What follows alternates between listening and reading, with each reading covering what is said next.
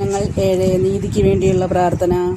എൻ്റെ ദൈവമായ കർത്താവേ, അങ്ങയിൽ ഞാൻ അഭയം തേടുന്നു. എന്നെ വേട്ടയാടുന്ന എല്ലാവരിലും നിന്ന് എന്നെ രക്ഷിക്കണമേ, മോചിപ്പിക്കണമേ. അല്ലെങ്കിൽ സിംഹത്തെ പോലെ അവർ എന്നെ ചീന്തി കീറും. ആരും രക്ഷിക്കാനില്ലാതെ എന്നെ വലിച്ചിഴയ്ക്കും.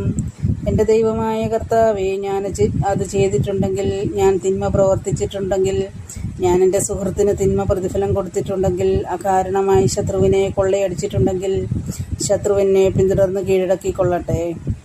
എൻ്റെ ജീവനെ നിലത്തിട്ട് ചവിട്ടി മെതിക്കട്ടെ, പ്രാണനെ പൂഴിയിൽ ആഴ്ത്തിക്കൊള്ളട്ടെ. കർത്താവെ, കോപത്തോടെ എഴുന്നേൽക്കണമേ. എൻ്റെ ശത്രുക്കളുടെ ക്രോധത്തെ നേരിടാൻ എഴുന്നേൽക്കണമേ. ദൈവമേ, ഉണരണമേ. അവിടുന്ന് ഒരു ന്യായവിധി നിശ്ചയിച്ചിട്ടുണ്ടല്ലോ. ജനതകൾ അങ്ങയുടെ ചുറ്റും സമ്മേളിക്കട്ടെ.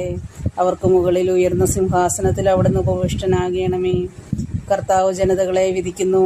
കർത്താവേ, എൻ്റെ നീതിനിഷ്ഠയ്ക്കും സത്യസന്ധതയ്ക്കും ഒത്തവിധം എന്നെ വിധിക്കണമേ. നീതിമാനായ ദൈവമേ, മനസ്സുകളെയും ഹൃദയങ്ങളെയും പരിശോധിക്കുന്നവനെ, ദുഷ്ടരുടെ തിന്മയ്ക്ക് അറുതി വരുത്തുകയും നീതിമാന്മാർക്ക് പ്രതിഷ്ഠ നൽകുകയും ചെയ്യണമേ. ഹൃദയ നിഷ്കളങ്കതയുള്ളവരെ രക്ഷിക്കുന്ന ദൈവമാണ് എൻ്റെ പരിച.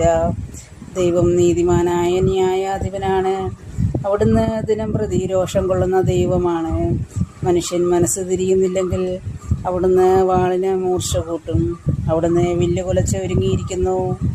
അവിടുന്ന് തൻ്റെ ശരങ്ങളെ തീയമ്പുകളാക്കി മാരകായുധങ്ങൾ സജ്ജമാക്കിയിരിക്കുന്നു. ഇതാ, ദുഷ്ടൻ തിന്മയെ ഗർഭം ധരിക്കുന്നു, അധർമ്മത്തെ ഉദരത്തിൽ വഹിക്കുന്നു, വഞ്ചനയെ പ്രസവിക്കുന്നു. അവൻ കുഴി കുഴിക്കുന്നു, താൻ കുഴിച്ച കുഴിയിൽ താൻ തന്നെ വീഴുന്നു. അവൻ്റെ ദുഷ്ടത അവൻ്റെ തലയിൽ തന്നെ പതിക്കുന്നു, അവൻ്റെ അക്രമം അവൻ്റെ നെറുകയിൽ തന്നെ തറയുന്നു.